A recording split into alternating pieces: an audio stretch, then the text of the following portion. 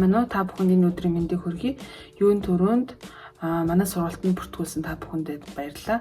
Тэгээд сургалтын хамгийн анхны хичээл бол эрүүл байх хойш тавьж сэтгэл дүүрэн амьдрах тухай хоригшил цэг тавих гэдэг хичээл байгаа. Эрүүл өвчтөй аав ном болон хоригшил цэг тавих номыг одоо удирдгал болгон хөө хичээлийг хүргэж байгаамаа. Хоригшил цэг тавих гэдэг хичээл нь болохоор одоо та бүхэн аль хэдийн өөрийнхөө урдаа тавьсан зорилготой бол хүртдэг тийм удирдах төвшөнд ажилладаг, бизнес эрхэлдэг, манлайлагч хүмүүс байгаа.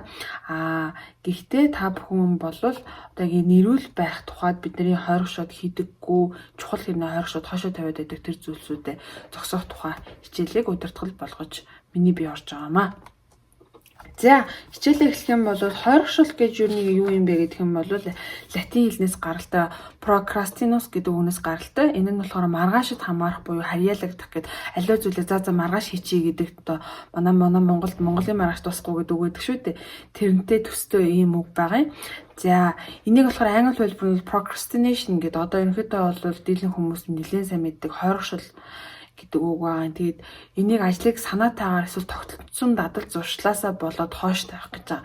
За энийг одоо манай сургалтанд буулгаж үзэх юм бол эрүүл байх үйлдэлийг санаатаагаар эсвэл тогтсон дадал зуршлаасаа болоод хойш тавиад байх тухайч. За дараагийн хичээлүүдээс маань бол эхлээд шипу эрдэн дахиад дээрэс нь цэцгээ докторууд маань бол эрүүл байхад ер нь одоо өдөр тутмын дадал, өдөр тутмын амьдралын хэм маягууд дээр ямар өөрчлөлтүүдийг хийх вэ гэдэг тухай ярина. Тэнгүү тэр өөрчлөлт маань бол зүгээр хүн нэг удаа хийх биш, өдөр тутамдаа эсвэл 7 хоног тогтсон дадлаар одоо давтамжтайгаар хийгдэх үйлдэлүүд баггүй. Тэгээд тэдгээр сайн дадлуудыг бид нэр суулгахад тэрийгэ тууштай хийхэд бид нэр өөрсдийн одоо хуучин одоо сөрөг дадал зуршил зүйлсээс болоод тэрийг хийхгүй хоригших тийм эрсдэл гарах вэ гэсэндээ энэ хичээлийг юм зааж байгаа. За тэгэхээр хоригшил гэдэг зүйлийн тухай бүгдээрээ багахан ярилцъя. Хоригшил гэдэг нь бол ерөөс залхуурал биш. Хүмүүс хоригшоод байна гэх залхуу юм а би залхуу хүн гэдэг. Тийм бол биш. Хоригчно гэдэг бол залхуу хүн гэдэг бол зүгээр л юу ч хийдэггүй. Тэдний хувьд энэ нь энгийн л зүйл. Залхуу хүн бол ерөөс ингээл олон юм амжуулъя гэд тэг амжуулаагүй байхдаа бол харамсах сэтэлж төрдөггүй тийм үн хэлж байгаа. Тэгмүүд альваг хойшлуулдаг, хоригчдаг хүмүүс бол бодитоор хийх хүсэл эрмэлттэй ч гэсэндээ өөрөөгөө хүчлээд ажиллаа эхлүүлж чаддаггүй. Тэгэхээр энэ хүмүүст юу байдаг юм бол ажиллаа хийгээгүй одоо дараа өдрийн төгсгөлд харамсах, сэтгэлээр унах тийм одоо шинж тэмдгүүд илэрдэг гэсэн үг. За хойшлуулах бол бас амралт биш. Хүн өнөөдөр хийх ёстой одоо ажлаа маргааш гэж хойшлууллаад байгаа нь бол тэрнийг ингээд би амарчлаа, яачлаа гэсэн үг биш. Амралт гэдэг бол таныг ирч хүчээр цэнгэлдэг. Харин өнөөдөр төлөвсөн ажлаа та өнөөдөртөө хийж амжихгүй маргааш хийж яана гэдэг бол та энэ нь дараа нь бол таны тархинд стресс, гин буруу, үр дүнгүй байдлын үржил шимтгий хөрсийг бий болгож удаан хугацаанд бол танд сөрөг талт. Энэ бол амралт биш. За тэгэхээр бүгдээр энэ графикийг одоо харж байгаа юм бол миний хийх шаардлагатай зүйлс гэж байна, миний хийхийг хүсэж байгаа зүйл гэж байна. Энэ хоёр заримдаа огтлцсон, заримдаа огтлцохгүй. Хоригшоод байгаа зүйл бол аль нь биш тэр хүндлэн гадаа тавьсан огтлцохгүй байгаа болно гэсэн. За ингээд та бүхэн мань хоригшил гэдэг зүйлийн тухай мэдэж авсан баха гэж бодчих.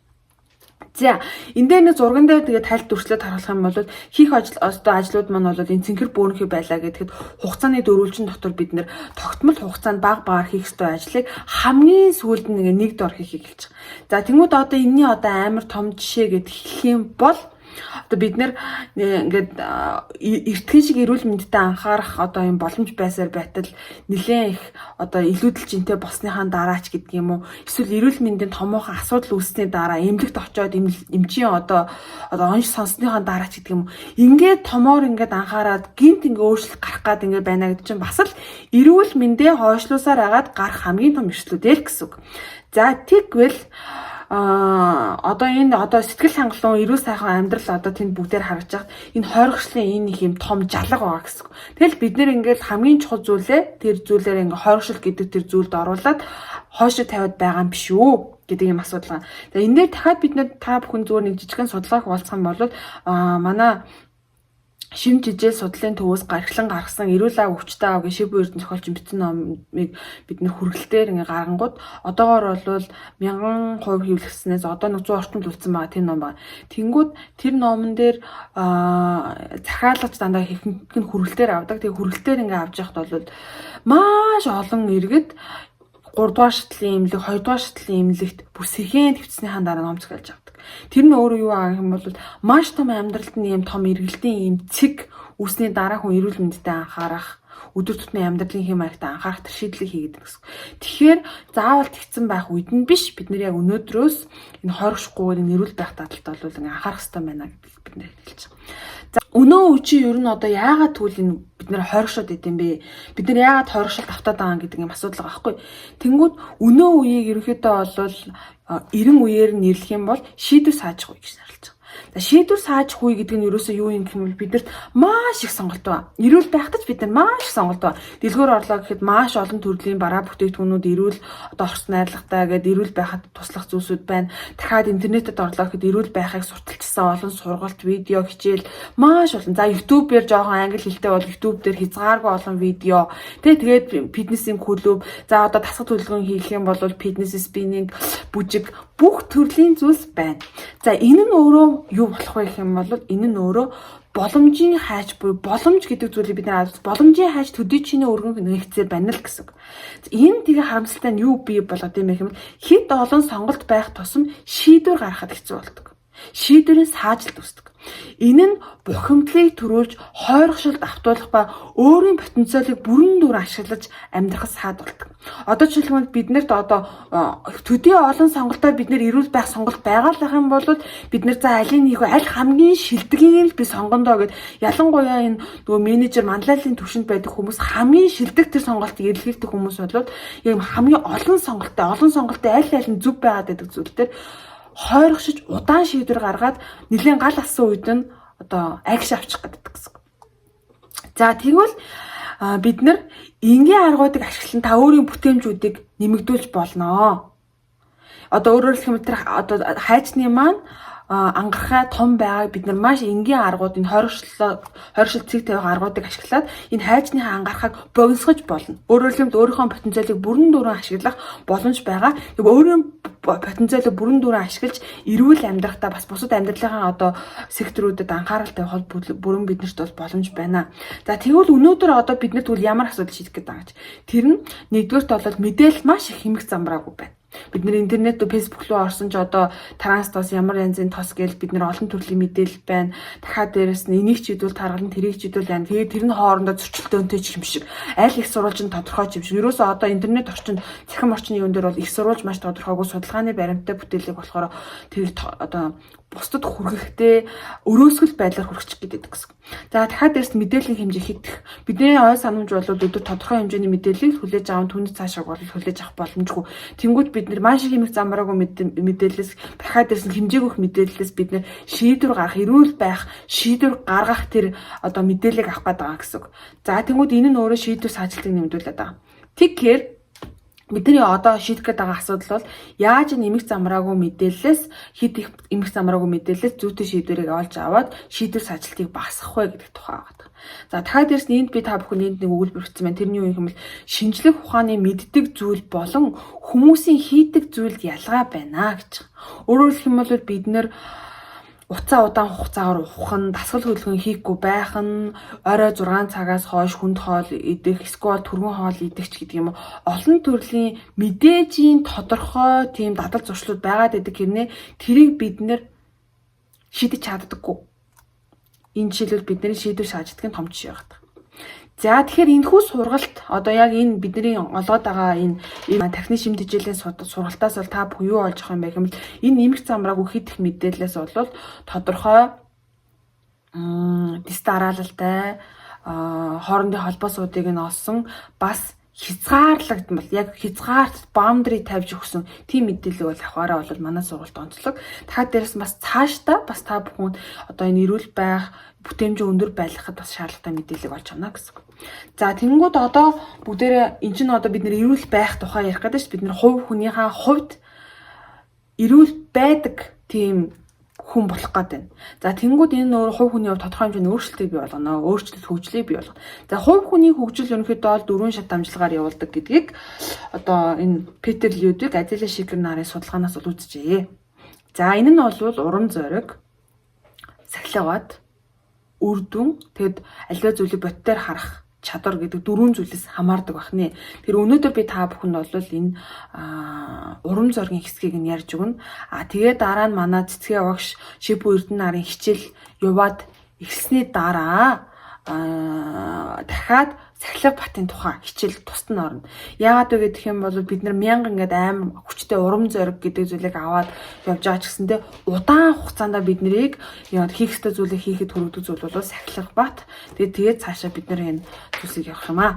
За тэгэхээр эхлэн ээлжинд бүгдээр урам зоригийн тухай авч үзье. Бол хувь хүний алсын хараа одоо би тийм хүн болно, тийм байна ч гэдэг юм уу тиймэрхүү алсын хараанууд нь бол хүнд урам зориг өгөөд одоо цагаас хүнийг ингэ соронц мэт татчихэдэг. Энэ зурнаас та бүхэн харж байгаа бах тий. Татчихэдэг тийм зүйл байгаа. За хүний амьдралд бол 24 цаг байгаа. Тэрнээс тодорхой хувь нь угаасаа бид нар унтаж өнгөрөө, унтчихж бид нар ирчвэж нөхөн. За тэгэхээр бид нарт бол одоо ойролцоогны 16 орчим цаг л байгаа гэсэн.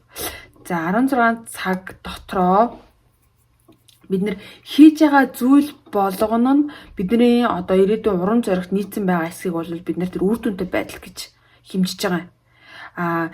Тэр одоо нэгж хийж байгаа зүйл болгоно нь бидний ирээдүйн алсын хараатай нийцчих юм бол тэр нь үр дүнтэй байдал. Бидний өдөр тутмын үр дүнтэй байдал гэсэн. Тэр нэгж хийж байгаа зүйл нь төдий хэрэг хэмжээтэй бид нэр өөрсдийн алсын хараанд чиглэсэн зүйлийг хийж байгаа байх юм бол тэр нь бүтээмж болж байгаа. За энийг бид нар дэлгэрэнгүй дараагийн бас хичээл дээрээс илүү ярина. За одоо жишээлбэл үйлдэл хийх чадамж буюу Сахилга Бат гэдэг нь үр ашигтай байдал ба бүтээмж гिचилж байгаа. За тэгээд бүтээмж гэдэг нь бол ерөнхийдөө бол сэрүүн байх цагийнхаа хэдэн хувийг нь утга учиртай зүйл буюу алсын хараанда чиглэсэн үйлдэл зарцуулж байгааг илэрхийлж байгаа. Үр дүнтэй байдал нь бол хамгийн их урагш ахиулдаг ажлаа сонгон хийж бүгэлдэж. За тэгээд Сахилга Бат гэдэг нь бол алсын хараанда хүрэхэд чиглэсэн тодорхой алхмуудыг үзүүлэх цогц чадамжийг бид нэр хэлж байгаа. Бид нар энэ Сахилга Бат гэдэг зүйлийг дараагийн хичээлээр илүү дэлгэрэнгүй авч үзэх болохоор энэ хэсгийг бүгдээр төрдөө орхиод өнөөдөр энэ хэрхэн эрүүл байх урам зоригийн хадгалан амьдрах тухай урам зоригийн тухай хичээлийг илүү дэлгэрэнгүй авч үзье. За ямар ч гэсэн та бүхэн маань сургалтандаа бүртгүүлээд ороод ирсэн. Энэ бол юу гэсэн үг юм бэ гэвэл та бүхэн эрүүл байх урам зориг байна гэсэн. За энэ эрүүл байх урам зориг дотор бол хэд ангилагдаж байна. Та бүхэн маань бас дотороо натаа цуг ингээд өөрийнхөө урам зоригийг яг аль нь вэ гэдгийг бас шалгаад яваарай. За одоо жишээлбэл хамгийн ихнийх нь бол ингээд гадаад урам зоригийн тухай. За гадаад урам зориг гэд тэгэх юм бол буран ба ташуураар бид нар бол төсөлж хийж болж байгаа. Өөрөөр хэлэх юм бол би одоо тэр зориод байгаа зүйлийг хийчих юм бол хинээ надад буран буюу гадаанаас надад нэг юм одоо шагнал ирнэ. Би тэрийг хийхгүй байх юм бол шийтгэл буюу ташуур ирнэ. За тэр нь болохоор заавал тэрийг хийхгүй байлаа гэд одоо хин нэг таныг ташууртай байна гэсэн үг ерөөсөө биш. Өөрөөр хэлэх юм бол та альва нэг зүйлийг за би одоо жишээлх юм бол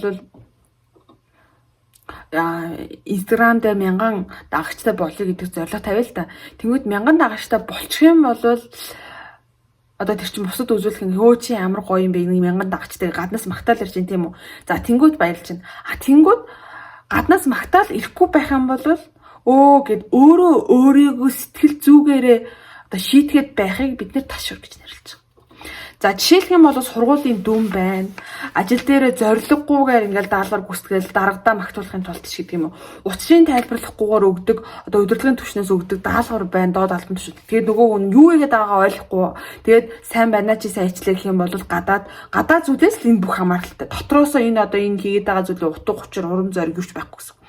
За тэгээд эцэг эхийн сонголтоор мэрэгжлээ сонгоцсон тий ээж аав нь за чи сайн байна гэх юм бол за тэгээ болж байгаа юм байна гэдэг ээж аав нь юм хэлэхгүй байх юм бол яац юм болоо гэд ингээд шийдэхтэй байдаг тий хийх явцдаа аж аргалгүй байхаас гадна бага допамин ялгаруулдаг байх нэ энэ төрлийн үйл ажиллагаа тэгээд энэ хүний бүтээлч байдал ой санамж суралцах чадварт нөлөөлдөг тэр өөрөөр хэлэх юм бол бид нар эрүүл байхын тухай бид нар гадна хүмүүст магтуулахын тулд гадна хүмүүс сайхан харагдахын тулд бид нар хэрвээ зориг тавих юм бол энэ нь өөрөө бидний бүтээлч байдал, ой санамж, суралцах чадвар буюу та бүхний хүсэж байгаа тэр зүйлд одоо нөлөөлдөг гэсэн үг. Тэгэхээр одоо энэ одоо бүтгэгдээд ороод ирсэн хүмүүс маань бол ямар ч байсан өөрийн бүтээмжээ, бүтээлч байдлаа дахиад дээрэс нь энэ ой санамж гэх мэт яг энэ тархины үйл ажиллагаагаа сайжруулах хүсэлтэй хүмүүс байгаа болохоор энэ төрлийн одоо урам зориг бол та бүхэн маань